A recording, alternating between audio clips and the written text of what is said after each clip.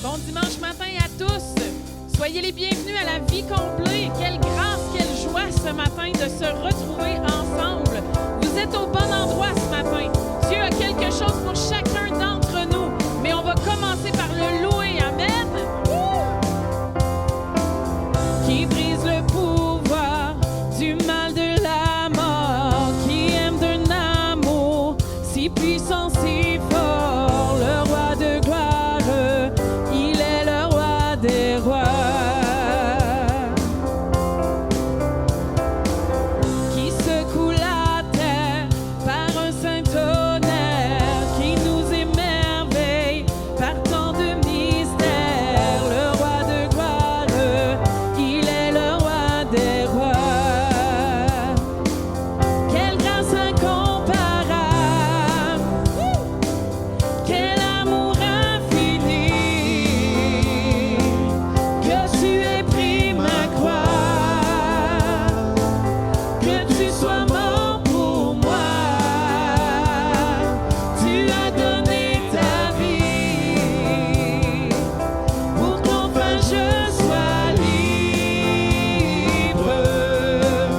Oh, Jésus, je te chante pour ce que tu as fait, qui brise le pouvoir du mal et de la mort, qui brise le pouvoir du mal de la mort, qui aime d'un amour si puissant, si fort, le roi de gloire, il est le roi des rois. Qui secoue la terre par un saint tonnerre, qui nous émerveille par tant de mystères, le roi de gloire, il est le roi des rois. Quelle grâce incomparable, quel amour infini, que tu aies pris ma croix, que tu sois mort pour moi, tu as donné ta vie pour qu'enfin je sois libre. Oh, Jésus, je te chante pour ce que tu as fait, qui ramène la paix, qui ramène la paix dans la confusion, change les orphelins en fils et en filles, le roi de gloire, qui règne sur les peuples dans la vérité, brille comme le soleil de tout son éclat, le roi de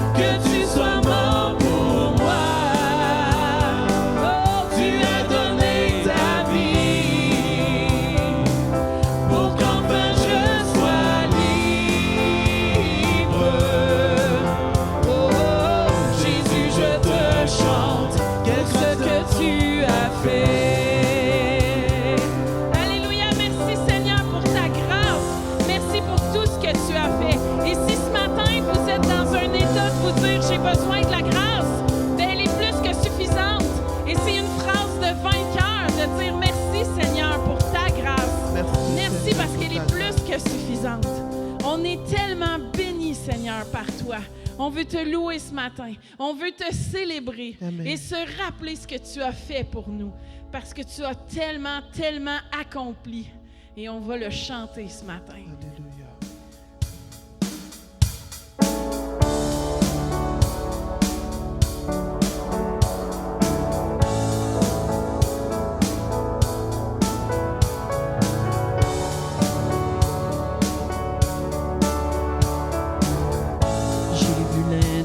S'effondrer, l'obscurité se dérober. Malgré tout, un mystère est insaisissable. Mon nom est écrit là dans le ciel.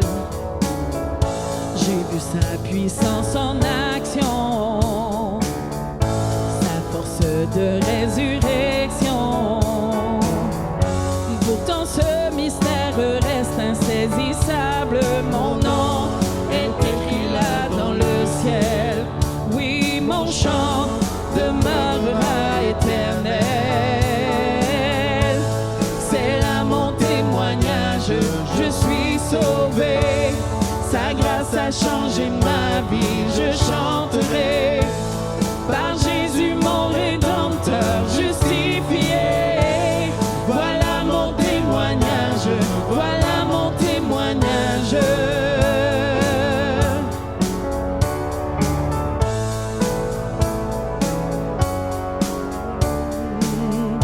Rassemblons-nous devant celui par son sang nous affranchis.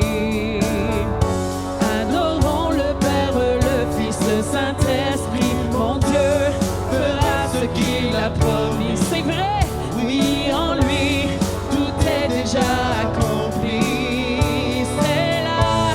C'est là mon témoignage, je suis sauvé. Sa grâce a changé ma vie, je chanterai. Par Jésus mon Rédempteur justifié. Voilà mon témoignage, je suis sauvé. Sa grâce a changé ma vie, je chanterai. Par Jésus mon Rédempteur justifié. Voilà mon témoignage, voilà mon témoignage.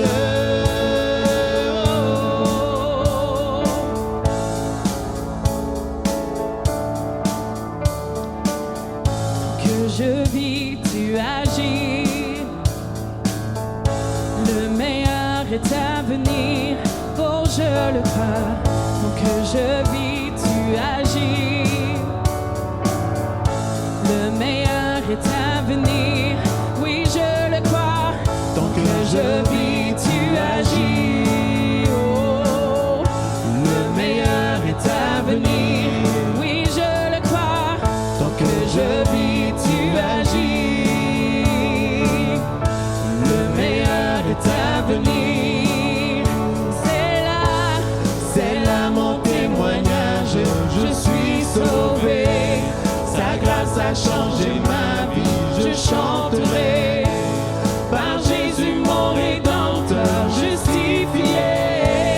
Voilà mon témoignage, voilà mon témoignage. Tant que je vis, tu agis.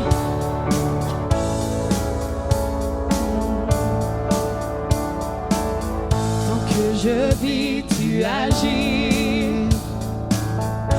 Le meilleur est à venir. Oh, je le crois. Tant que je vis, tu agis. Le meilleur est à venir. Oui, je le crois. Tant que je vis, tu agis. Oh, le meilleur est à venir. Tant que je vis, tu agis. Oh, le meilleur est à venir. C'est là mon témoignage, je suis sauvé. Sa grâce a changé ma vie, je chanterai. Par Jésus mon Rédempteur justifié. Voilà mon témoignage, voilà mon témoignage. Oh. voilà notre témoignage.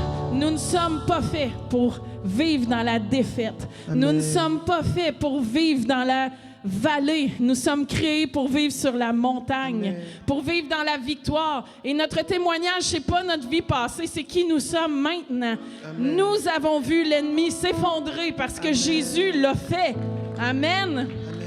Alors, on va chanter une dernière fois. Voilà mon témoignage. C'est là mon témoignage. Je suis sauvé. Sa grâce a changé ma vie. Je chanterai. Par Jésus, mon Rédempteur justifié. Voilà mon témoignage. Voilà mon témoignage.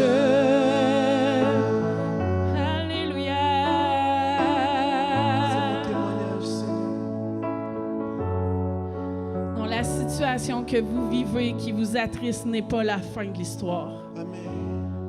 Notre Dieu est tellement grand. Notre Dieu est merveilleux. Son nom est au-dessus de tous les noms. De tout ce qui peut se nommer sur la terre, dans les cieux et sous la terre. Il est tellement grand.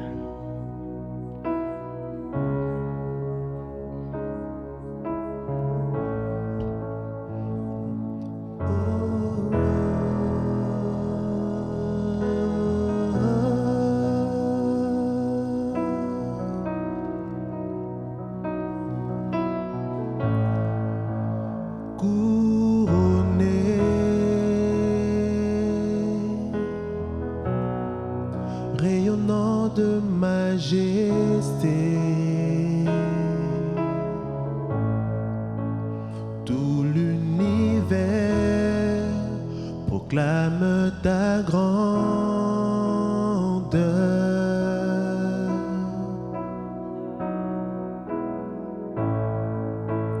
Glorifié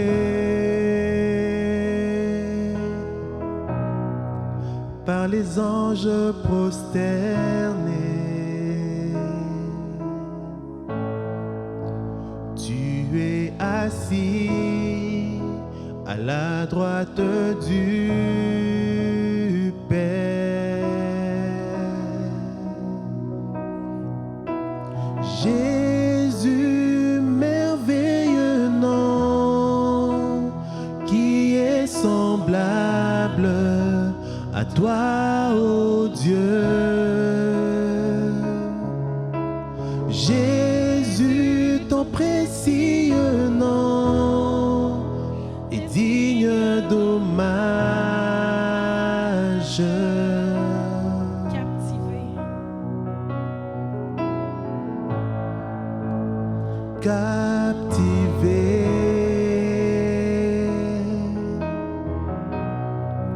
par l'éclat de ta beauté, nos voix s'élèvent pour te rendre gloire.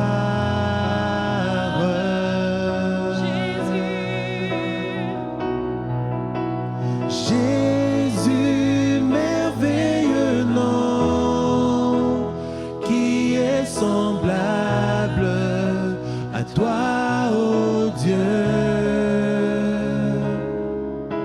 Jésus, ton précieux nom est digne d'hommage.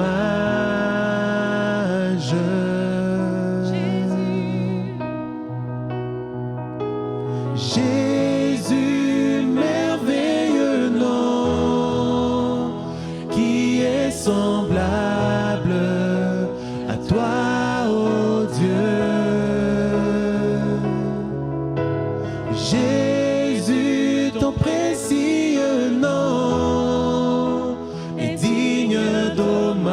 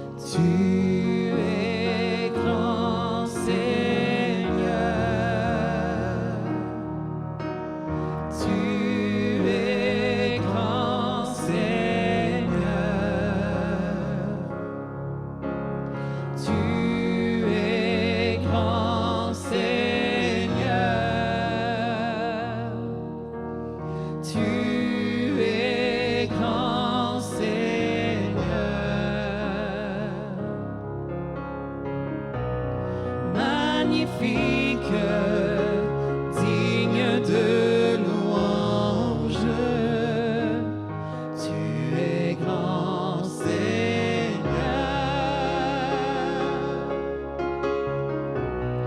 Magnifique, digne de louange. Tu es grand Seigneur.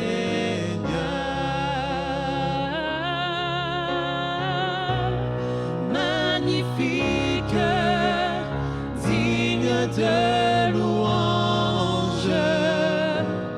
Tu es grand Seigneur.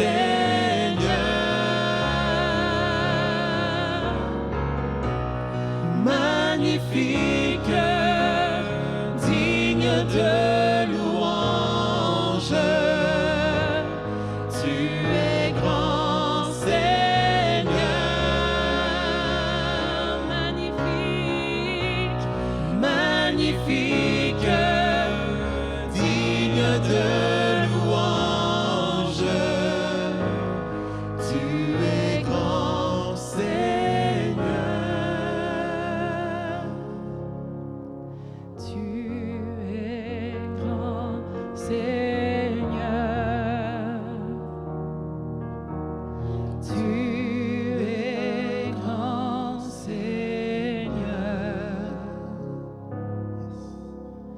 Tu es grand Seigneur.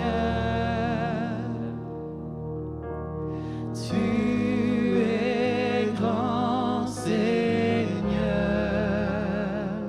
Magnifique, Magnifique, digne de louange. Tu es grand Seigneur. Magnifique, digne de louange. Tu es grand Seigneur. tu es grand Seigneur. Tu es grand Seigneur. Tu es grand Seigneur. Tu es grand Seigneur. Tu es grand. Oh, qu'il est grand. Qu'il est grand. Est-ce que vous avez un grand Dieu? Le croyez-vous? Croyez-vous qu'il peut agir aujourd'hui? Et demain? Et après-demain? Pourquoi? Parce qu'il est grand, grand, grand. Merci à la louange. Merci pour ce temps. Vous pouvez vous asseoir. C'est vraiment, quand on dit qu'il est doux de s'assembler, c'est cette douceur-là qu'on connaît dans la louange. Et on ne doit pas manquer ça. On sent vraiment depuis quelque temps une profondeur dans cette présence de Dieu. Et c'est bon. C'est bon de goûter à la présence de Dieu. Donc, j'enchaîne avec les annonces. Tout en premier, je veux souhaiter la bienvenue. Souhaitons la bienvenue ensemble aux personnes qui sont ici pour la première fois. On est heureux de vous accueillir. C'est toujours un plaisir de voir des nouveaux visages. Et n'hésitez pas, nous, on vous suggère, on vous recommande de remplir la carte connexion.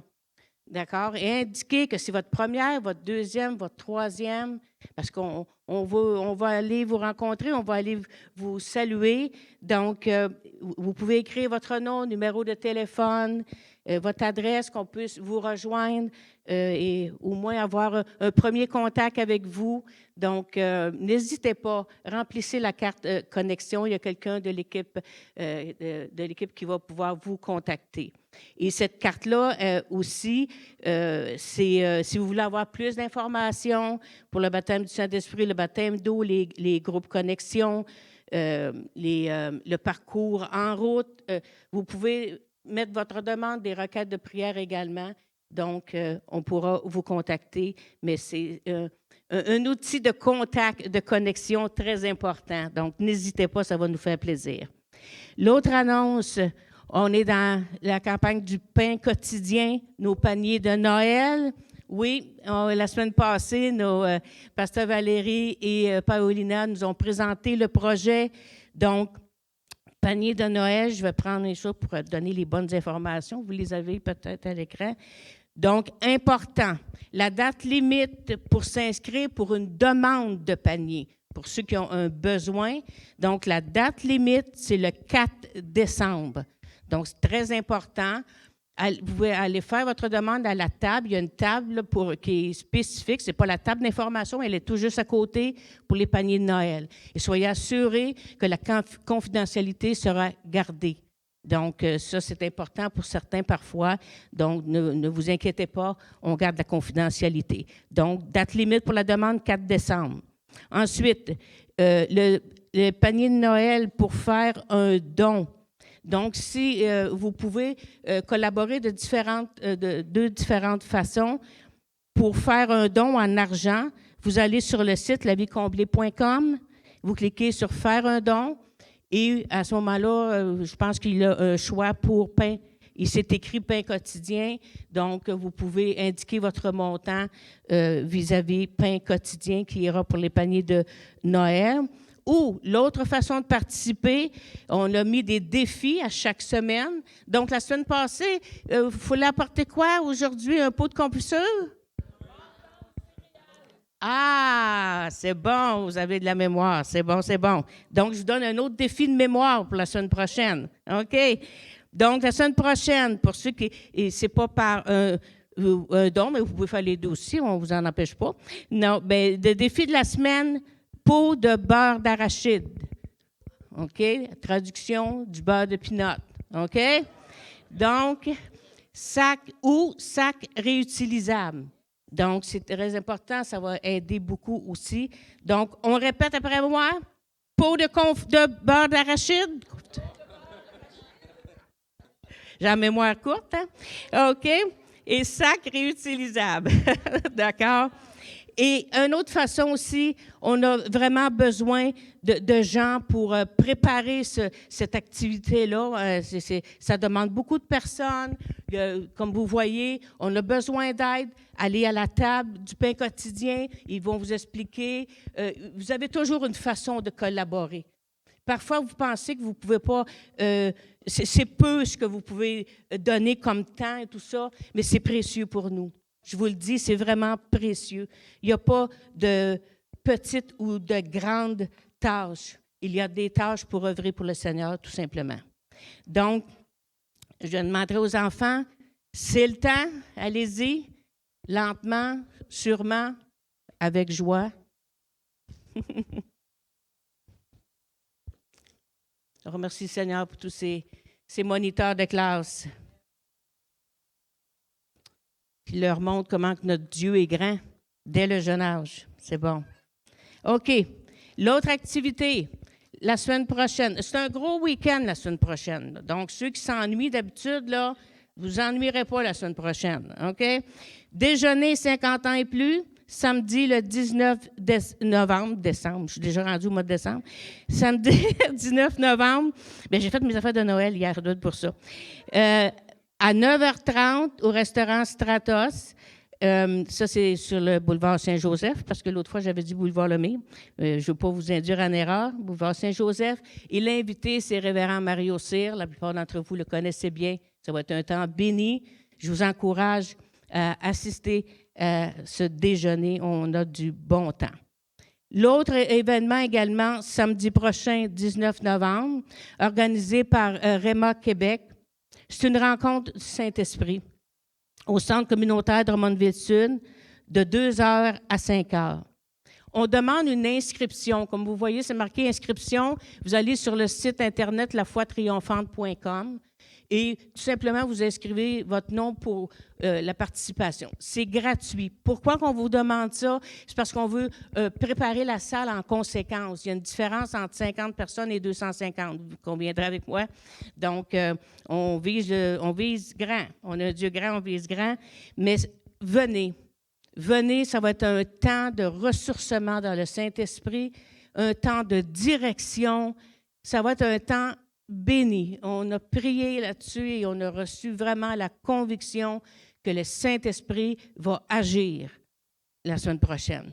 Donc, en après-midi, on vous attend. Et si toutefois vous n'êtes pas familier avec les sites Internet, n'hésitez pas, venez me voir, je prendrai votre nom et je l'enverrai à Pasteur Cindy Cool, qui est en charge de l'événement. Mais je vous encourage fortement, ça va être un bon temps. Ensuite, l'autre activité, bon, c'est Rencontre jeunesse. Mais moi, j'aimerais y aller, moi aussi. Je peux-tu y aller, Roxane? Ils sont partis, ils sont pas là. François, je peux-tu avoir la permission? Bien non. OK, Rencontre jeunesse, vendredi 18 novembre, 19h, c'est sur le boulevard Lemire, j'imagine. Oui, boulevard Lemire. L'activité, c'est la cuisine. Ils vont faire des bonnes pâtisseries. Je vais probablement aller travailler au bureau ce soir-là. OK, donc, et les ados, allez vous donner votre nom à Roxane ou François, OK, parce qu'ils veulent savoir comment eux aussi organiser le nombre. Et pour les adolescents qui ne sont pas ici, mais que les parents sont dans la salle, rappelez-leur, parce que souvent, il y en a qui travaillent le dimanche ou ne sont pas disponibles ou ils œuvrent ici au cinéma. Donc, important, dites-leur de contacter Roxane ou François pour s'inscrire. Ça va être une belle activité tout juste avant les fêtes. Dernière chose, en termes des annonces, je sais que vous aimez les annonces, vous êtes passionnés des annonces. Je termine, vous pouvez donner. OK? Donner, mais donner pour l'œuvre de Dieu. Donner pour semer dans le royaume de Dieu. Et soyez assurés que nous allons vraiment prendre ces semences et bien les appliquer selon l'œuvre de Dieu, selon ce que Dieu nous demande. Et vous savez qu'il y a quand même aussi de la logistique. On est ici, c'est pas gratuit, pas encore. C'est pas encore gratuit, mais ça va devenir. Mais vous avez à cœur de donner. Il y a une enveloppe, vous avez des enveloppes à la table ici où Christine est ce matin. Il y en a aussi à la table d'information. Écrivez votre nom, votre numéro, très important pour ceux qui ont des numéros. C'est plus facile pour repérer. Puis ceux qui donnent de façon régulière puis qui aimeraient avoir un numéro, allez à la table d'information, il va vous informer. Et vous indiquez bien comme il faut, dîmes offrandes, pain quotidien baptiste, Nation 180, qui est l'œuvre, le ministère de Pasteur Ken et Tania Taylor ou autre. D'accord? Donc, et vous pouvez donner par le site Web également. Vous cliquez « Faire un don » et vous indiquez, normalement, il demande la fréquence et vous indiquez le nom. Donc, on vous encourage et on vous remercie en avance parce que grâce à vos dons, grâce à vos offrandes, ça nous permet de bénir nos pasteurs, ça nous permet également de mettre en place des choses que Dieu veut qu'on mette en place pour cette Église. Donc, merci, soyez grandement bénis.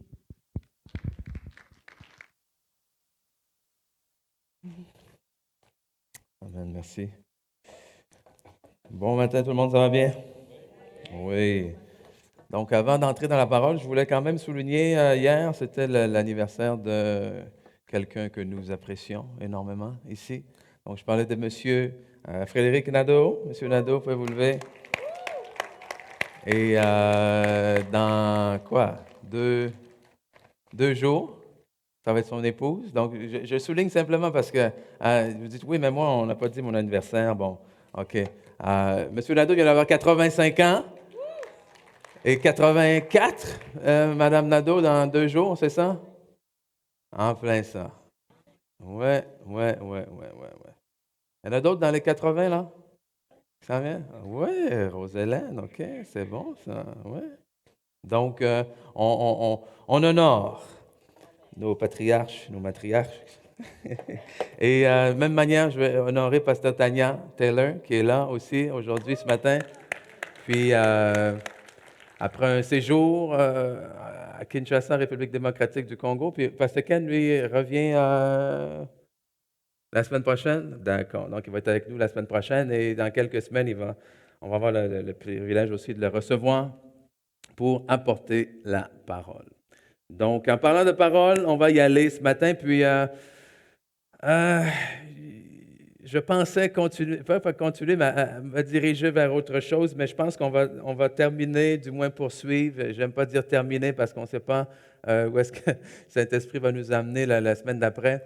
Mais on est, si vous le savez un peu, depuis quelques semaines sur le thème de faire place à la présence de Dieu. Et j'avais simplement à cœur de poursuivre un peu dans cette direction-là aujourd'hui. Puis ce thème est basé en fait sur le passage qu'on trouve en Josué. On va relire pour se remettre un peu dans le bain, si vous voulez bien, en Josué chapitre 3, versets 1 à 4, qui vont comme suit. Josué s'étant levé de bon matin, parti de Sittim, avec tous les enfants d'Israël, ils arrivèrent au Jourdain et là, ils passèrent la nuit avant de traverser. Au bout de 3 jours, les officiers parcoururent le camp et donnèrent cet ordre au peuple: lorsque vous verrez l'arche de l'Alliance de l'Éternel, votre Dieu, portée par les sacrificateurs, les Lévites, vous partirez du lieu où vous êtes et vous vous mettrez en marche après elle. Mais il y aura entre vous et elle, une distance d'environ 2000 coudées. N'en approchez pas. Elle vous montrera le chemin que vous devez suivre, car vous n'avez point encore passé par ce chemin. Et c'est vraiment surtout basé sur ce dernier verset, ce dernier passage, où est-ce qu'on parle on est tous appelés, à un moment ou à un autre dans nos vies, à passer par un chemin, à aller vers quelque part où on n'est jamais allé. On peut parler des différentes saisons que nous vivons dans nos vies, que ce soit des saisons personnelles, des saisons en famille, en couple, des saisons au niveau de l'emploi. On peut planifier, calculer tant qu'on veut, mais ultimement, ces nouvelles saisons-là sont des territoires où est-ce qu'on n'a jamais mis le pied. Et si on n'a jamais mis le pied dans ces territoires, comme je pense que c'est le cas aussi pour nous en tant qu'Église, où est-ce que le Seigneur nous appelle quelque part, où est-ce que nous ne sommes jamais allés à expérimenter quelque chose que je crois que nous n'avons jamais encore expérimenté, il y a une seule personne qui sait qu'est-ce qui va se passer demain, qui sait ce qui se passe de l'autre côté, et c'est le Seigneur. Et c'est là où l'arche de l'Alliance représentative de la présence de Dieu, on a dit simplement, laisse l'arche passer devant. Laisse la présence de Dieu passer devant. Et aujourd'hui, ce que je voulais souligner dans tout ce qu'on a lu dans ce passage-là encore, parce que ceux qui étaient là, ceux qui ont écouté les autres enseignements, vous avez vu qu'on a retiré en fait de ce passage-là différents éléments pour nous préparer à recevoir la présence de Dieu. Et aujourd'hui, on va souligner ce que la Bible dit quand elle nous parle du fait que c'est les sacrificateurs et les Lévites qui portent l'Alliance. L'arche de l'Alliance, Et je vous le relis. Lorsque vous verrez l'arche de l'Alliance de l'Éternel, votre Dieu, portée par les sacrificateurs, les Lévites, vous partirez du lieu où vous êtes et vous vous mettrez en marche après elle. Mais il y aura entre vous et elle une distance de 2000 coudées. N'en approchez pas. Et le thème que je voulais voir avec vous aujourd'hui par rapport à ce qu'on vient de lire ensemble, c'est celui de la crainte de Dieu. La crainte de Dieu. Et vous vous dites, mais quel est le rapport? Qu'est-ce qu'on vient de lire là-dedans qui nous parle de la crainte de Dieu? Quel est le rapport entre la présence de Dieu et la crainte de Dieu? Qu'est-ce que la crainte de Dieu? Peut-être vous êtes là, qu'est-ce que la crainte de Dieu? Et peut-être vous avez déjà entendu parler de la crainte de Dieu, mais vous vous demandez, mais qu'est-ce que ça signifie exactement et que vous ne concevez pas encore tout à fait? Eh bien, rassurez-vous, nous allons répondre à toutes ces questions ce matin. Mais juste avant, il y a un autre passage, un passage où est-ce que la Bible nous parle de la parole, ou plutôt de la présence et de la crainte de Dieu, que je veux lire avec vous en Psaume 128, les versets 1 à 4. Okay? Psaume 128, les versets 1 à 4 nous disent « Heureux tout homme ou toute femme, heureux tout homme qui craint l'Éternel et qui marche dans ses voies. Tu profites alors du travail de tes mains. Tu es heureux, tu prospères, ta femme est comme une vigne porteuse de fruits dans ton foyer. Tes fils sont comme des plants d'olivier autour de la table. C'est ainsi qu'est béni l'homme qui craint l'Éternel. Wow! Qu'est-ce qu'on vient de lire ici? On vient de lire que la personne qui marche dans la crainte de l'Éternel, on vient de lire que la personne qui marche dans les voies du Seigneur est bénie dans le travail de ses mains, qu'il est heureux. C'est-à-dire que non seulement on parle de ta vie professionnelle, mais on parle de ta vie émotionnelle. La joie, le bonheur. Est-ce qu'il y a des gens qui veulent être heureux ici aujourd'hui? Amen? Donc, ton travail, ta vie professionnelle, ça va bien aller. Ta vie émotionnelle, ça va bien aller aussi. Ensuite, ta femme et tes enfants, ta vie familiale, tu crains l'Éternel, ça va bien aller aussi. Amen? Ainsi est béni l'homme qui craint l'Éternel. Et je pense qu'en tant qu'enfant de Dieu, on aime la bénédiction. Et ici, il y a quelque chose d'assez clair. La bénédiction égale crainte de l'Éternel. La bénédiction dans mon travail égale crainte de l'Éternel. La bénédiction dans mon foyer égale crainte de l'Éternel. La bénédiction dans ma vie sentimentale et émotionnelle égale crainte de l'Éternel. Alors, je vous pose la question, est-ce que ça vous intéresse maintenant de savoir ce que c'est que la crainte de l'Éternel? Je pense que oui. Ce que la crainte de l'Éternel n'est pas d'abord, c'est ce que la définition primaire peut-être de la crainte peut laisser supposer. La crainte de l'Éternel n'est pas la peur de Dieu. OK? La peur, ce sentiment-là qui ultimement va nous amener vers fuir l'objet de notre crainte. OK? Ce n'est pas de ce genre de peur qu'on parle. Adam et Ève, dans le jardin, lorsqu'ils ont péché, ils ont eu peur. Et qu'est-ce qu'ils ont fait après avoir eu peur? Ils se sont éloignés. Mais on ne devrait pas avoir peur et encore moins nous éloigner de Dieu. Dieu est bon, Dieu est fidèle, Dieu est compatissant et miséricordieux et lent à la colère. Donc, on n'est pas appelé à avoir peur de Dieu. Donc, lorsqu'on parle de la crainte de l'Éternel ici, la définition que la parole de Dieu nous apporte, et qui est d'ailleurs une définition générale même de la crainte, de la question de crainte, c'est une question de révérence, adoration, haute estime, admiration et immense respect envers quelqu'un ou quelque chose. Et cette crainte de l'Éternel, le verset qu'on vient de lire plus tôt, en Psaume 128, nous dit quoi? Heureux l'homme qui craint l'Éternel et qui marche dans ses voies. Okay? Donc, on va relire la définition, parce que c'est important, on va parler de ça là, tout le matin ensemble. Là. On va relire la définition de la crainte de l'Éternel, c'est révérence. Donc, révérer quelque chose, avoir un immense respect vers quelque chose. Adoration, haute estime, admiration, immense respect envers quelqu'un. Quelque chose. Et pourquoi est-ce si important de comprendre, de marcher dans la crainte de l'Éternel et quel est le lien avec ce que l'on parle de la présence de Dieu? D'abord, il faut comprendre, et peut-être que vous serez d'accord de dire que dans notre société aujourd'hui, beaucoup est axé sur le fruit, le faire, l'avoir, posséder, les résultats, le succès. Et souvent, au détriment de ce fruit-là, pour absolument recevoir le fruit, on néglige la chose même qui est appelée à nous procurer ce fruit-là. J'explique, vous avez déjà entendu la fable La poule aux œufs d'or? Vous connaissez la poule aux œufs d'or? Oui? OK. Pour ceux et celles qui ne la connaissent pas, c'est très, très, très, très simple. Un fermier avait une poule. Vous imaginez déjà, c'est bon? Et un jour, il réalise que cette poule-là donne un œuf en or. À première vue, il n'y croit pas, il pense que c'est une blague, il croit que ce n'est pas de la vraie or. Il va faire vérifier l'œuf, finalement, c'est de l'or pur. Et non seulement c'est de l'or pur, mais il réalise que cette poule-là donne un œuf à tous les jours. Un œuf par jour. Mais un jour, vous savez, un œuf par jour, ce n'est pas assez rapide. Donc, il se dit, peut-être que si j'ouvre la poule, je vais pouvoir retirer tout l'or qui est dedans. Alors, c'est ce qu'il fait. Il tue la poule. Et vous connaissez la suite. Plus de poules, vous êtes bon.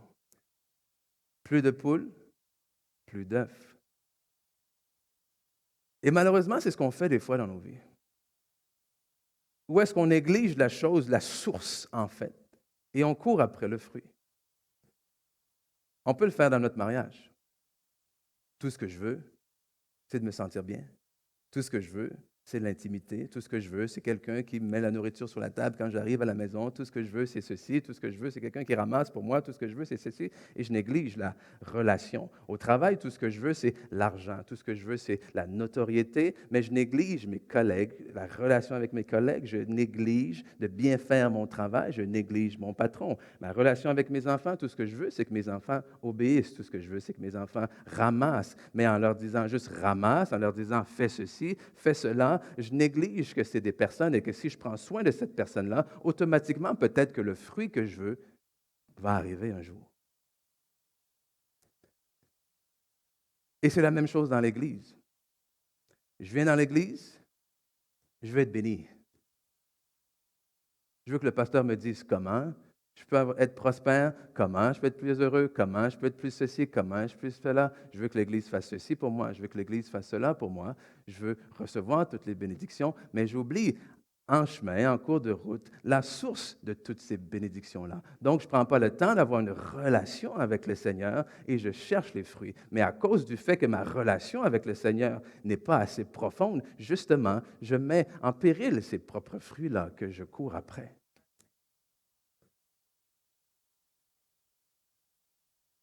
Donc, si on parle de la présence de Dieu et même la crainte de Dieu ensemble, c'est un peu comme le téléphone finalement.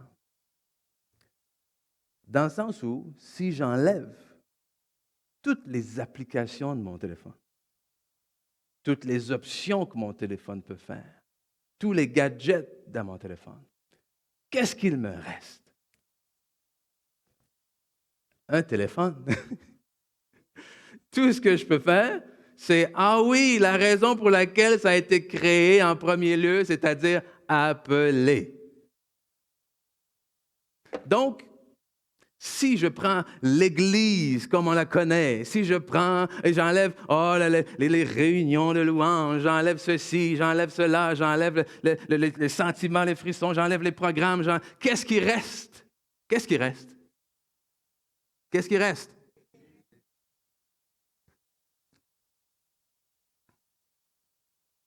Il reste Dieu. OK?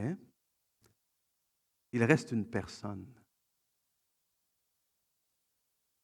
Et la crainte de l'Éternel, c'est ça. C'est de réaliser qu'au début et à la fin, il reste une personne, c'est Dieu. Et que c'est pour cette personne-là qu'on se réunit. Amen. Et de dire que si la présence de Dieu, finalement, ce n'est pas seulement les signes, les miracles et les prodiges, si la présence de Dieu, finalement, c'est Dieu lui-même, amen? Alors, si je veux bénéficier finalement de la présence de Dieu lui-même, alors il faut que je prenne en considération qui il est. Et la crainte de l'Éternel, maintenant, m'amène à l'adorer, le révérer, l'estimer et le traiter comme il le mérite selon qui il est. La semaine dernière, Pasteur John et Laura, Madan sont venus et j'allais les chercher à la station de train, je suis allé les promener un peu dans la ville, tout ce qu'ils avaient besoin et tout. Et vous savez, avant d'aller chercher, ce que j'ai fait, je suis allé nettoyer ma voiture. Oui. Je suis allé faire nettoyer ma voiture. Et je les ai reçus à souper. On a eu le plaisir de les recevoir à souper à la maison. Vous savez ce que j'ai fait? J'ai fait le ménage à la maison. Merci, merci. Vous savez, mon frère est rentré des fois dans ma voiture. Mon frère est venu souvent chez moi. Mais je ne nettoie pas ma voiture quand je vais chercher mon frère. Et le ménage n'est pas aussi intense quand je reçois mon frère à la maison. Pourquoi? Parce qu'on se connaît. Parce qu'on est familier. Parce que je me dis, hey, j'ai tout vu ce qu'elle va avoir de mon frère. On s'entend? On se comprend? OK? On a pris notre bain ensemble là, quand on était petits, donc c'est fini. Là. Il n'y a plus rien qu'on se cache. On se connaît. Donc, qu'est-ce que je peux faire? Qu'est-ce que je peux lui cacher que de toute façon, il ne connaît pas et vice-versa? Et cette familiarité-là n'est pas mauvaise avec les nôtres. Mais il y a un problème quand on applique cette même familiarité-là avec Dieu. Et qu'on pense et on se dit d'un côté, « Ah, Dieu me connaît. » Donc, je n'ai même plus besoin de faire d'efforts pour me montrer sur mon meilleur jour. Et de l'autre côté, j'ose croire que je le connais aussi. Et que je connais toutes ses réactions. Donc, je viens à l'Église et je sais exactement ce qui va se passer. J'ouvre ma Bible et je sais exactement ce qui va se passer. Je vais prier et je sais exactement ce qui va se passer parce que Dieu, je le connais.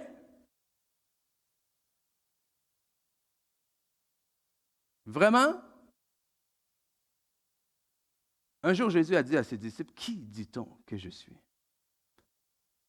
Ah, l'un dit que tu es ceci, l'un dit que tu es cela, l'un dit que tu es un prophète. Et Jésus continue en renchérir. Il dit, « Mais qui dites-vous que je suis? » Et Pierre répond, « Tu es le Christ, le Fils du Dieu vivant. » Et Jésus lui donne une réponse très, très, très importante. Il dit, « Écoute, c'est impossible que tu saches ça par toi-même. Ce n'est pas la chair et le sang qui t'ont révélé ça, mais c'est mon Père dans les cieux. » Qu'est-ce qu'il est en train de dire ici? C'est que sans la révélation du Père, par le Saint-Esprit, il est impossible pour nous de connaître qui est Jésus. Amen? Alors, si on veut connaître davantage qui est Jésus, il nous faut la révélation du Saint-Esprit de la part du Père. Donc, il nous faut passer du temps en intimité avec lui et dans sa présence. Alors, faisons attention de ne pas arriver à un moment de familiarité comme les gens lorsque Jésus est allé dans sa propre patrie et qu'il a essayé de faire là des miracles. Et ils l'ont dit, hey, on le connaît, lui. On l'a vu quand il était tout petit comme ça. On l'a vu en couche. On l'a vu jouer avec nos enfants dans la rue. Voyons donc, c'est le fils du charpentier. On le connaît. Est-ce que vous connaissez Jésus? Ah oui, je connais Jésus. On fête sa fête le 25 décembre. Ah oui, je connais Jésus. Je suis allé à l'école du dimanche depuis que je suis tout petit. J'ai entendu toutes les histoires à propos de Jésus. Ah oui, je connais Jésus. Connaissez-vous vraiment Jésus? Avez-vous la révélation vraiment de qui est Jésus? Parce que si nous avions réellement la révélation de qui est Jésus, on marcherait sans problème dans la crainte de l'Éternel.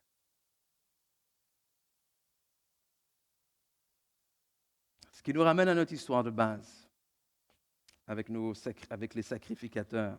Okay? Vous vous rappelez? L'Arche de l'Alliance portée par les sacrificateurs. 2000 coudées environ de distance. D'abord, c'est important de voir c'est qui ces sacrificateurs? C'est les Lévites. Ce n'est pas n'importe qui porte l'Alliance. L'Alliance représente quoi? L'Arche de l'Alliance représente quoi? La présence de Dieu. Okay? Donc, pas n'importe qui porte la présence de Dieu. Ce sont les Lévites, les sacrificateurs. Les Lévites nous vient du terme, c'est simple, Lévite, Lévi. Qui est Lévi? Lévi est un fils de Jacob. Jacob qui plus tard, Dieu change son nom pour Israël, qui fonde avec ses 12 fils la nation d'Israël. Donc, chacun de ses fils, 12 tribus. Un de ses fils s'appelle Lévi, donc la tribu des Lévites. C'est clair? C'est simple? Et Dieu, quand il a délivré son peuple d'Égypte, avait dit quelque chose par rapport au premier-né de chaque famille, au premier-né garçon. Il a dit qu'il s'était réservé pour lui chaque premier-né mâle de chaque famille. Mais plus tard, il dit, au lieu de prendre chaque premier-né mâle de chacune de vos familles, qu'est-ce que je vais faire? C'est que je vais me prendre pour moi une tribu au complet. Donc, tous les mâles, tous les hommes de la tribu de Lévi, les Lévites, ont été mis à part, consacrés pour Dieu. Ça signifie quoi? Ça signifie que contrairement aux autres, ils n'avaient pas d'héritage de terre sur la fameuse terre promise à Canaan. OK? Parce que la Bible nous dit, Dieu dit, c'est moi votre héritage. Ce sera moi votre partage. Donc, les Lévites vivaient de tout ce que les gens amenaient au temple pour Dieu. Donc, les Lévites vivaient de la dîme des gens, vivaient de ce que les gens amenaient comme offrande. Pourquoi? Parce qu'ils étaient 24 heures sur 24, 7 jours sur 7, au temple, au service du temple. Ils faisaient la maintenance du temple, ils faisaient la maintenance des ustensiles qui étaient utilisés dans le temple, ils faisaient toutes sortes de choses. Certains faisaient également la louange dans le temple. Et de cette tribu, les Lévites, il y avait les sacrificateurs. Donc, tous les Lévites ne sont pas sacrificateurs, mais tous les sacrificateurs viennent de la tribu de Lévi. C'est bon? Et ces sacrificateurs-là, qui étaient descendants directs de Aaron, avaient une tâche encore plus spécifique que les autres. Et cette tâche-là, c'était vraiment d'être là pour attendre, s'occuper de la présence vraiment de Dieu. OK? Et c'était seulement les sacrificateurs qui pouvaient. Qu'on voit, c'est eux qui amenaient les offrandes. OK? Les sacrifices, c'est les sacrificateurs qui faisaient les sacrifices. C'est les sacrificateurs qui avaient le droit d'aller de l'autre côté du voile. C'est les sacrificateurs ici qui portaient l'arche. Et on a une image de l'arche. Je l'avais montré l'autre fois, on peut en remontrer une encore. Et vous voyez là, non seulement c'est eux qui transportaient l'arche, mais tu ne transportes pas l'arche n'importe comment. On se rappelle, l'arche représente la présence de Dieu. Et ces bâtons-là servaient à mettre sur les épaules des sacrificateurs. Et l'arche devait également être couverte avec une couverture de cuir, probablement un cuir d'animal, OK? Et il y avait interdiction absolue de toucher à l'arche. On n'a pas le temps d'aller là en détail, on a un récit. Lorsque David finalement a récupéré l'arche de l'Alliance, il a décidé, on ramène l'arche de l'Alliance à Jérusalem, il était tout content. Les sacrificateurs ont mis l'arche sur un chariot. Et alors que le chariot avançait, il y a une roue des chariots qui a attrapé une bosse, poup, et l'arche s'est inclinée. Et il y a un sacrificateur qui a voulu rattraper l'arche, il a mis la main dessus, pouf, tombé. Et on se dit, ouf. On ne touche pas à Dieu n'importe comment. Okay. Ensuite, ce qui est intéressant, il y a les sacrificateurs et le reste du peuple à une distance de 2000 coudées. Une coudée, c'est ça. Okay? Du coude au bout des doigts à peu près. On s'entend que moi et Mme Nadeau n'avons pas la même coudée, mais c'est à peu près 1,5 pied, OK? À peu près. Donc, 1,5 pied, j'ai fait mes calculs, hein? 2000 coudées, environ 3000 pieds. Donc, on parle de quoi? On parle de presque 1 kilomètre de distance entre l'arche et le reste du peuple. Et Dieu dit, ne vous y approchez pas. Quelle image ça nous donne? Premièrement, je trouve intéressant parce que la Bible nous dit dans le Nouveau Testament que nous sommes, en tant qu'enfants de Dieu, en tant que croyants, en tant que ceux qui ont accepté le Seigneur Jésus comme leur maître et leur sauveur, qui ont cette nouvelle naissance-là, nous appelle, nous, des sacrificateurs. Nous sommes des sacrificateurs qui portons maintenant en nous, parce que nous sommes le temple du Saint-Esprit, nous portons en nous la présence de Dieu. Donc, on voit déjà clairement cette image-là de séparation, de sanctification, on l'a vu il y a 2 semaines, de mise à part entre les sacrificateurs, le peuple de Dieu, et le reste. Vous êtes là? OK. Et on voit évidemment l'image de l'immense respect qu'on doit porter à la présence de Dieu. Et la présence de Dieu, c'est quoi? C'est une personne. À Dieu lui-même. Et c'était difficile pour moi de dire, à partir de là, où est-ce qu'on s'en va? Il y a tellement d'éléments qu'on peut toucher lorsqu'on parle de la crainte de l'Éternel. Il y a tellement de directions qu'on peut prendre lorsqu'on parle de la crainte de l'Éternel. Mais je veux d'abord que vous compreniez, vous rappelez que cette crainte, c'est une immense révérence, un immense respect. C'est de marcher dans ses voies. Mais finalement, lorsque j'ai fait le tri de tout ce que je voulais apporter, il y a une chose qui est restée. C'est l'amour. Okay?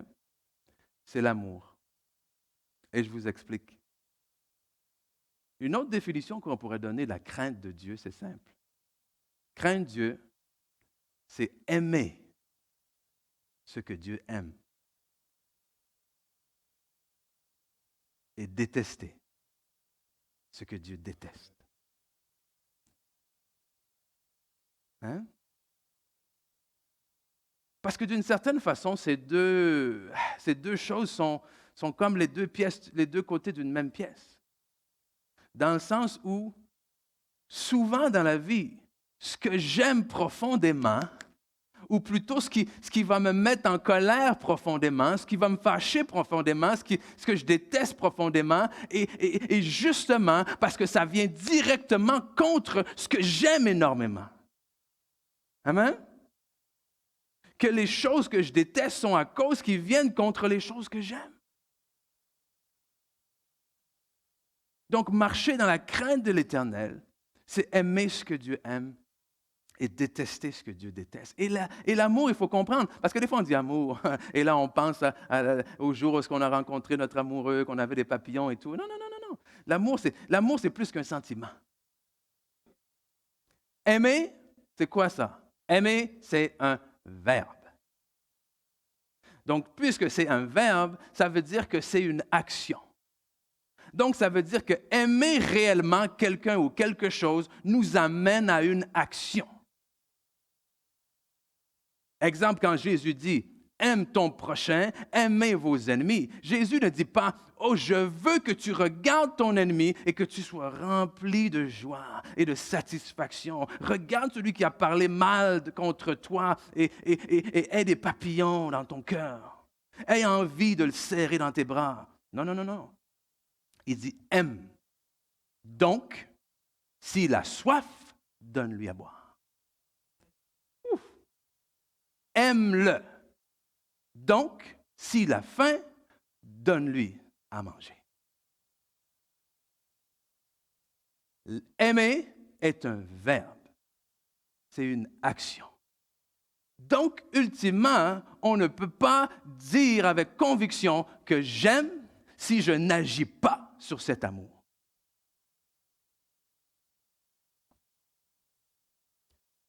La Bible nous dit, c'est en 1 Jean, 2 Jean, ou Jacques, tu me diras, nous dit de ne pas aimer en parole seulement, n'est-ce pas? Mais en action. C'est dans le fond, et on est tellement habitué de ça dans l'Église, et je lance la pierre à personne parce que combien de fois je l'ai fait aussi. Hein? On dit, on entend quelque chose, puis on dit, OK, c'est bon. Que Dieu te bénisse, hein? Et on s'en va. Et des fois, c'est vrai qu'on n'a pas toujours la solution de quoi faire maintenant qu'à la personne. Je ne suis pas en train de dire qu'il faut toujours essayer de faire quelque chose là, mais au moins d'être sincèrement décidé à prier pour cette personne-là. Allô? N'aimons pas en parole seulement. N'importe qui est capable d'aimer en parole, mais en action. Et l'action d'aimer Dieu, c'est quoi? Obéir à ses commandements. Et la Bible est assez claire là-dessus. 1 Jean 5, 3. Car l'amour de Dieu consiste à quoi? Gardez ses commandements. Jean 14, 21. Celui qui a mes commandements et qui les garde, c'est celui qui m'aime. Merci. Et on connaît, plusieurs d'entre nous, la parabole de la maison bâtie sur le roc versus celle qui est bâtie sur le sable, n'est-ce pas? Et on est tous d'accord de dire, oui, je veux bâtir ma vie sur Jésus. Jésus est le roc. Mais vous savez pourquoi Jésus a apporté cette parabole-là? Avant de dire ça, voici ce qu'il dit. En Matthieu 6, 46, 47. Pourquoi m'appelez-vous Seigneur? Et ne faites-vous pas ce que je vous dis? Et il introduit ensuite la parabole en disant, je vous montrerai à qui est semblable. Tout homme qui vient à moi, qui entend mes paroles et les met en pratique. La parabole de la maison bâtie sur le sable et sur le roc, ce n'est pas simplement pour nous dire, je bâtis ma vie en Jésus. Oh non, non. Ça nous dit, bâtir sa vie sur Jésus-Christ signifie entendre et mettre en pratique. Tu ne bâtis pas ta vie sur Jésus simplement parce que tu viens à l'Église. Tu ne bâtis pas ta vie sur Jésus simplement parce que tu écoutes des prédications à la maison. Tu ne bâtis pas ta vie sur Jésus pas seulement parce que tu écoutes Chris Tomlin dans ta voiture. Tu ne bâtis pas ta vie sur Jésus juste parce que tu pries avant le repas. Tu bâtis ta vie sur Jésus lorsque tu entends la parole et que tu la mets en pratique. S'il te manque le mettre en pratique, je suis désolé, tu n'es pas en train de bâtir, je m'excuse, tu bâtis, mais pas sur Jésus.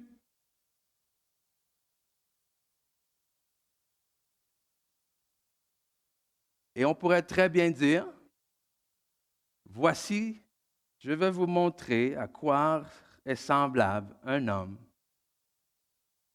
qui craint l'Éternel. L'homme qui craint l'Éternel entend la parole de Dieu et la met en pratique. Et alors qu'il la met en pratique, même si la tempête vient, la maison reste ferme et solide.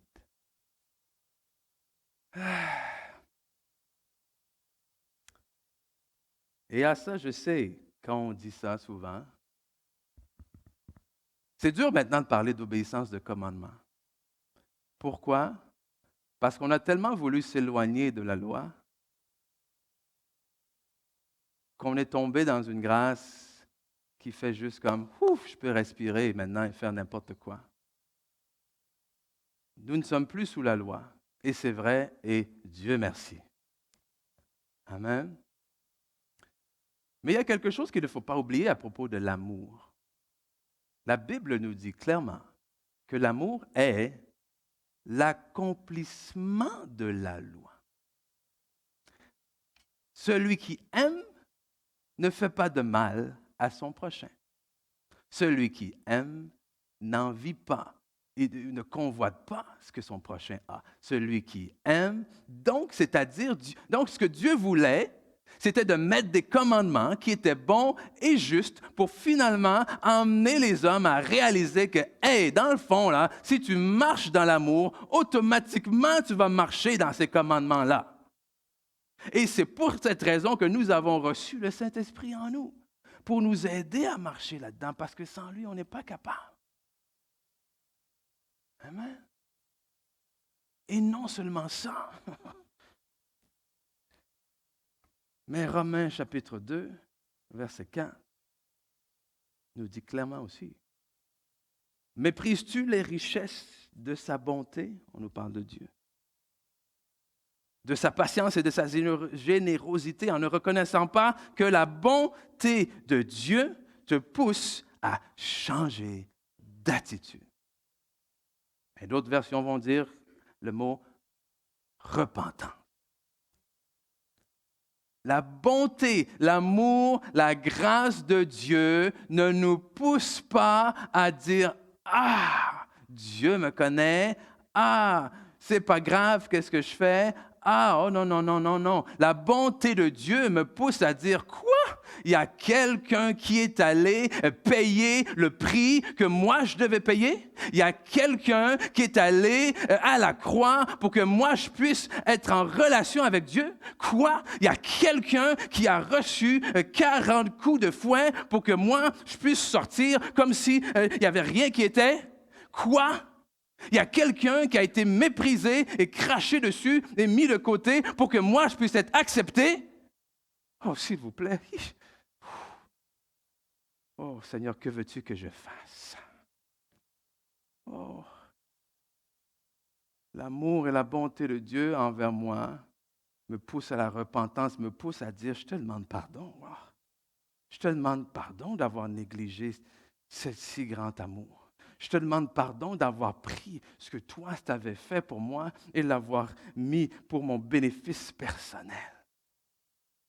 Je te demande pardon parce qu'il y a une différence, mes amis, entre utiliser Dieu pour vivre la vie que je veux ou utiliser ma vie pour vivre pour Dieu. Il y a une différence entre utiliser Dieu pour vivre la vie que je veux et utiliser ma vie pour vivre pour Dieu. Parce que Dieu n'est pas devenu très différent d'un médicament, d'un psychologue, d'une solution, d'une formule. Non, non, non, non, non. Toi, tu utilises l'alcool. Oh non, moi, j'utilise Dieu. Ah, toi, tu utilises la drogue. Non, non, non, moi, j'ai Jésus. Toi, tu utilises ci. Ah, moi, j'ai Jésus. Ce qui n'est pas faux. Mais est-ce que Dieu est simplement un moyen de? Ou bien c'est la source et le but? Pourquoi est-ce que Dieu est la source et à la fois le but? Parce qu'il est à la fois le commencement et la fin. Il est le commencement de tout ce que l'on fait et la raison pour laquelle on l'a fait aussi.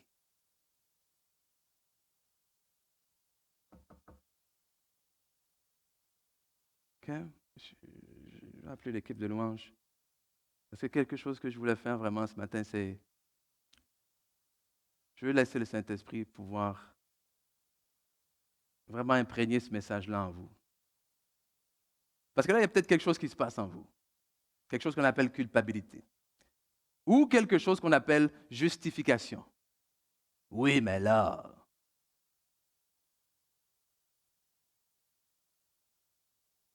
Ah non, non, dans votre tête en ce moment, c'est soit vous êtes en train de vous sentir coupable, coupable, coupable, coupable, ou soit vous êtes en train de trouver toutes sortes de raisons pour justifier, pour aller contre. Oui, mais il n'y a personne qui est parfait, là. C'est pas de ça que je parle. Oui, mais c'est normal de faire des erreurs de temps en temps, là. Oh, c'est pas de ça que je parle. C'est pas de ça que je parle. Mais ni la culpabilité, ni la justification devraient être un des sentiments. Ça devrait être la conviction, ça devrait être l'amour, en fait. Ça devrait être la réalisation de dire, oh, wow, oh Seigneur, t'es bon. Tu sais, juste dans le monde naturel humain, qu'est-ce que tu as tendance à faire avec quelqu'un qui a été bon avec toi? D'être bon avec lui. Tu comprends? Juste avec les hommes, des fois, écoute, il m'est arrivé une chose une fois avec mon garagiste, OK? Et il y avait quelque chose que je devais réparer, demandez-moi pas c'est quoi, je connais rien dedans. Mais c'était supposé me coûter une fortune. Parce que j'étais allé faire des soumissions ici et là, je m'en vais chez mon garagiste et il regarde tout ça, il dit, il y avait une fuite quelque part. Et il dit, ah! Il dit, tu sais, je pense que je suis capable de faire quelque chose. Il dit, je vais essayer quelque chose. Et là, il prend quelque chose, il m'a dit, il y a comme une fuite entre deux tuyaux ou quoi que ce soit. Il dit, j'ai juste mis quelque chose, un goudron ou peu importe, là, pour fermer la fuite. Et là, il dit, promène-toi avec pendant une semaine et quelques. Il dit, si ça coule, dis-moi là, on va refaire quelque chose d'autre. Il dit, si ça coule pas, il dit, c'est parfait. Là, une semaine, 2 semaines après, je lui dis, hey, ça coule plus. Il dit, génial. Il dit, combien je te dois? Il dit, rien. Il dit, c'est bon. J'ai dit quoi? Mais vous savez quoi?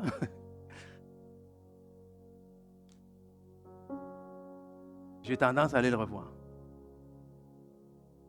Amen? Au point où, je te le dis là, au point où, des fois, j'ai trouvé quelque chose un peu moins cher ailleurs, mais je préfère aller là. Amen? Qu'est-ce que Dieu a fait pour vous? Ou devrais-je dire, qu'est-ce que Dieu n'a pas fait qui mérite votre reconnaissance? Parce que le problème avec prendre quelqu'un pour acquis, c'est qu'on arrête d'être reconnaissant. On arrête d'être reconnaissant pour qui il est. On arrête d'être reconnaissant pour ce qu'il a fait. Aujourd'hui, je veux qu'on soit reconnaissant pour Dieu.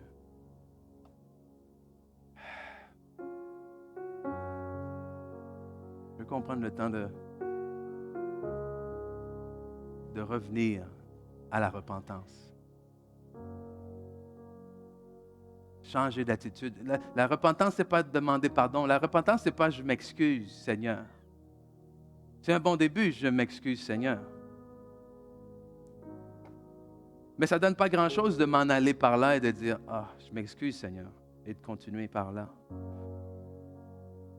La repentance, c'est « je m'excuse, Seigneur ». C'est peut-être plus fort que moi, Seigneur, mais je ne veux pas ça, Seigneur.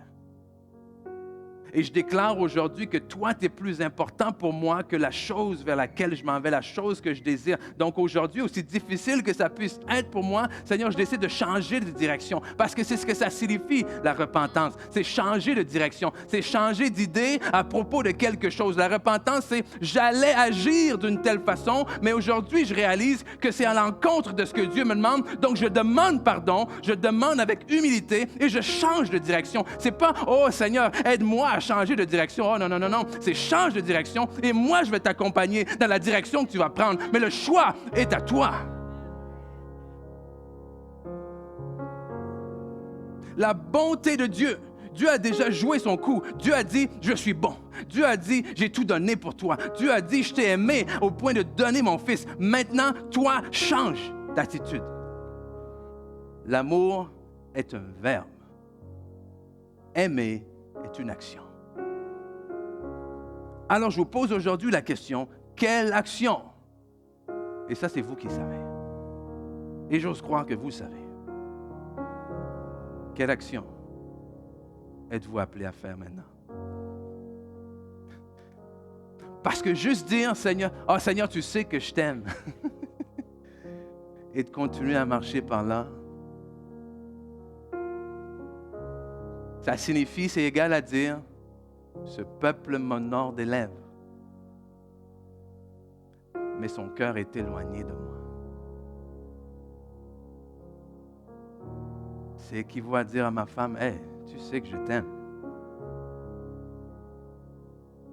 mais passer mes soirées avec quelqu'un d'autre.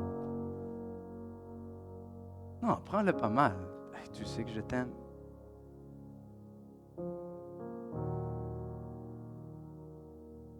Mais ce qu'elle aime, je ne le fais pas. Et ce qu'elle déteste, j'y prête pas attention. Mais je continue à lui dire, tu sais que je t'aime, chérie. Je suis plus si sûr.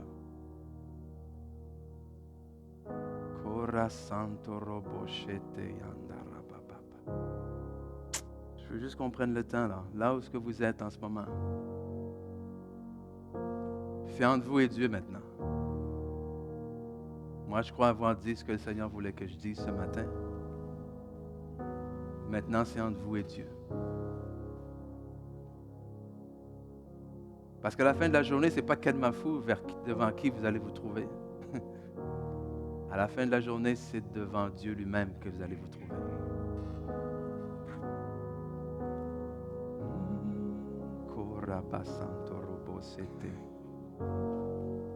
Alors prenez un temps juste dans la prière, dans la réflexion, à demander au Seigneur de vous dévoiler les choses. S'il y a des choses pour lesquelles vous avez besoin de demander pardon, c'est maintenant.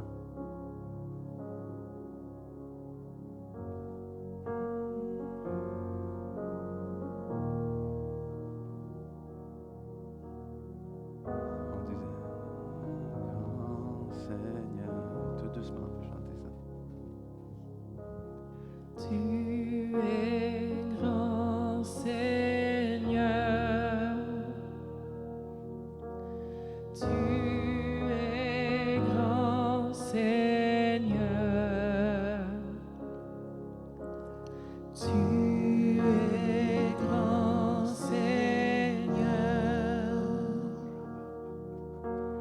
Tu es grand Seigneur. Tu es grand Seigneur. Tu es grand Seigneur. Tu es grand Seigneur. Tu es grand Seigneur.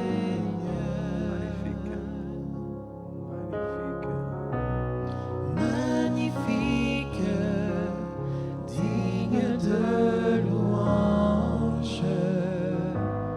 Tu es grand Seigneur.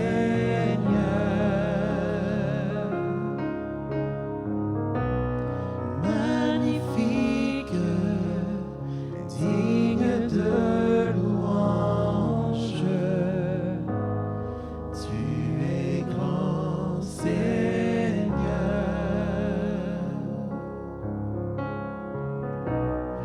Magnifique, digne de louange.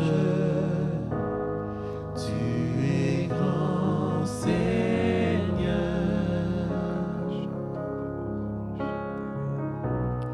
Magnifique, digne de louange. Tu es grand Seigneur.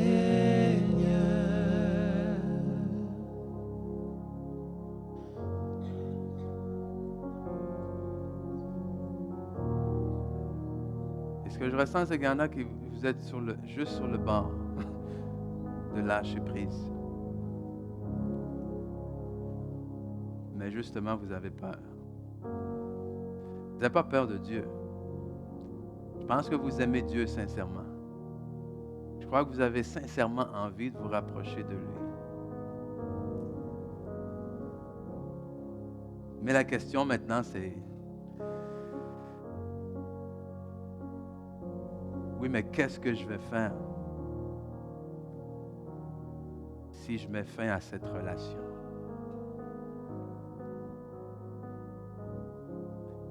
Oui, mais qu'est-ce que je vais faire si je dis non à cette opportunité? Oui, mais qu'est-ce que les autres vont penser de moi?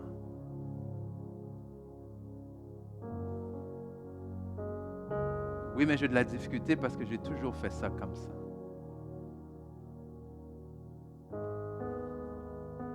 Je pense qu'il y a une crainte de l'homme, une crainte de la conséquence, une crainte. Mais vous n'êtes jamais passé par ce chemin-là avant. Si c'est une habitude qui a été en vous tout le temps, oui, vous n'avez jamais été dans le chemin où est-ce que vous étiez sans cette habitude-là. Si c'est une dépendance affective quelconque, non, vous n'avez jamais été dans le chemin où vous étiez seul. Si c'est un besoin d'avoir de l'argent, non, vous n'avez jamais été dans le chemin où vous étiez en paix financièrement. Pas parce que vous étiez riche, mais parce que vous mettiez votre confiance à Dieu. Et des fois, ce qui nous empêche de marcher dans la crainte de Dieu, c'est pas que nous n'aimons pas Dieu, c'est la crainte de tout le reste. C'est qu'en réalité, il y a une crainte en nous qui est plus grande que celle de Dieu.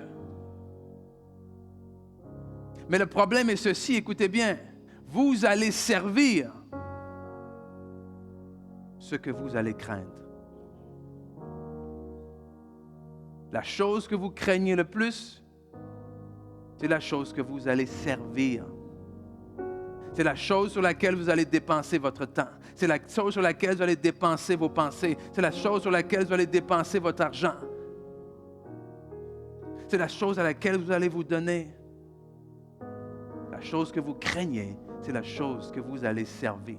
Mais si vous craignez Dieu et que vous commencez à servir Dieu, alors croyez-moi, faites-moi confiance, pas à cause de moi, parce que je sais que c'est ce qui est écrit. Si vous craignez Dieu, alors toutes ces autres choses auxquelles vous ne craignez pas, mais qu'en réalité vous avez peur, vont se mettre en place. Je pense qu'on peut relire, en terminant, ce qu'on a lu au départ en Psaume 128. Heureux tout homme qui craint l'Éternel, qui marche dans ses voies. On peut rajouter qui obéit à ses commandements, qui met en pratique la parole de Dieu, qui ne se contente pas simplement de l'écouter, mais qui agit en conséquent, qui n'est pas un auditeur oublieux, qui n'est pas un chrétien du dimanche, qui n'est pas à chercher simplement la bénédiction. Mais tu sais quoi? Trop de chrétiens courent après la bénédiction et passent à côté. Mais ce qui est drôle, c'est que si je cours après Dieu, j'attrape Dieu. Et si j'attrape Dieu, j'attrape tout ce qui vient avec lui. Bénédiction compris. C'est ce que ça veut dire, chercher d'abord le royaume et la justice de Dieu. Et ensuite, toutes ces choses vous seront données par-dessus. Heureux tout homme qui craint l'Éternel, qui marche dans ses voies. Il profite alors du travail de ses mains. Tu es heureux. Je déclare sur vous, tu es heureux. Tu es heureuse. Tu prospères, pas simplement financièrement. Prospérer, ça veut dire avancer, ça veut dire progresser, ça veut dire croître, ça veut dire grandir. Ta vie ne stagne pas. Tu vas toujours de gloire en gloire. C'est ça que ça veut dire. Ta femme, ton mari, ta famille, tes enfants. Je ne comprends pas tout à fait l'analogie des oliviers, mais je crois que c'est bon. Je crois que ça veut dire que tu vas avoir une belle job, une belle famille et que tu vas être heureux. Ça me va. Ça me va. Amen. Oh, alléluia. On va se lever si vous voulez bien. J'aimerais prier pour vous en terminant.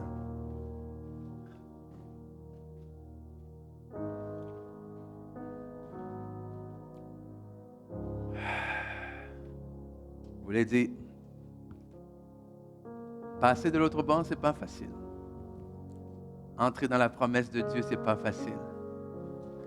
Mais je veux vous aider à enlever un mensonge dans votre tête, là. Et vous dire que ce que vous laissez de ce côté, parce que Dieu vous le demande, n'est rien comparé à ce qui vous attend de l'autre côté. Rien. Amen?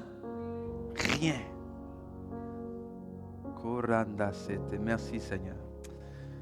Seigneur, je te remercie pour ta présence parmi nous ce matin. Je te remercie pour ta parole. Merci, Seigneur, parce que j'ai humblement essayé de partager ce que tu m'as mis à cœur, mais maintenant, je te les remets entre tes mains, Seigneur, afin que par ton Saint-Esprit, tu puisses vraiment approfondir ou plutôt personnaliser même la parole qui a été prêchée ce matin, que chaque personne ait la conviction, pas la condamnation, la culpabilité, mais vraiment une conviction de comment cette parole s'applique dans chacune de nos vies, Seigneur Dieu. Seigneur, je prie pour qu'on ait cette révélation que la sanctification, la mise à part et la marche dans la crainte de l'Éternel n'est pas une marche qui est réservée simplement à quelques gens spéciaux et appelés dans l'Église, mais que la marche dans la sainteté et dans la crainte de l'Éternel est simplement la marche chrétienne. Simplement. Pas seulement ceux qui sont capables, pas seulement ceux qui se sentent appelés. C'est ce qu'est un chrétien. Aide-nous, Seigneur. Aide-nous à être des enfants qui reflètent l'image de ta gloire. Wow. Je sens beaucoup de compassion. Beaucoup de compassion de la part de Dieu. Qui vous dit, si seulement tu savais. Oh, Koraba Santo Robo Shete Landoro, c'était la tata. Si seulement tu savais ce que tu manques en t'accrochant à ce que tu as peur de perdre. Koraba Baba c'est. Koraba Baba c'était Landoro Boshete Landoro. Alléluia, Alléluia, Alléluia. Merci Seigneur. Korabababa shete yandorobo sete yate tatote tashete ke. Koraba sete ke la toro. Oh Alléluia, oh Alléluia.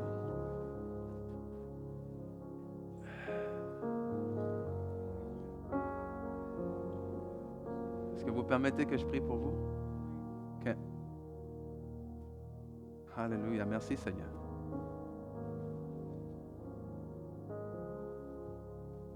Je les remets entre tes mains, Seigneur. Sois glorifié dans leur vie. Alléluia. Que tu mettes les bonnes personnes, Seigneur, devant eux. Les bonnes personnes dans leur chemin, Seigneur. Et c'est ce que je ressens. OK?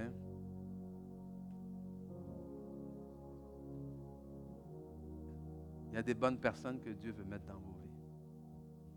OK?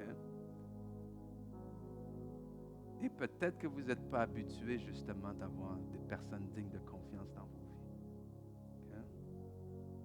Et à cause de ça, pas pour mal faire, vous faites confiance aux mauvaises personnes.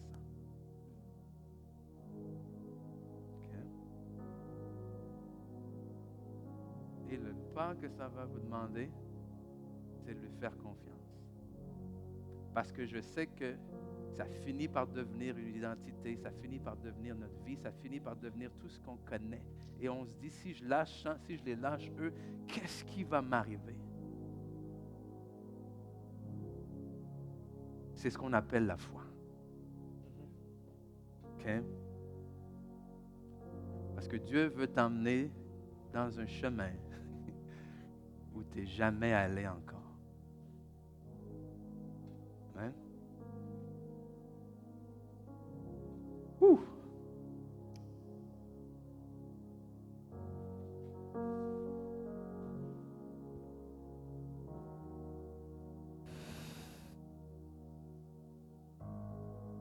Oh my. Osez.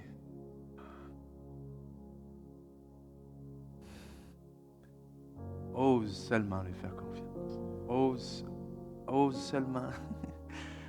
Ose seulement. Il y a tellement de choses qui disent 21 jours pour changer telle attitude. 21. Donne donc 21 jours à Dieu. OK? Donne-lui. Donne-lui. Donne-lui.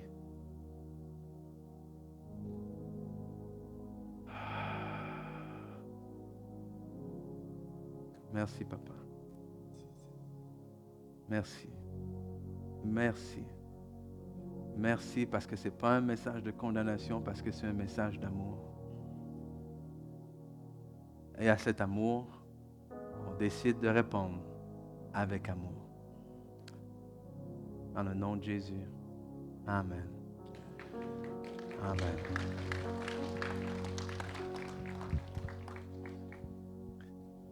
Soyez bénis. Passez une excellente semaine.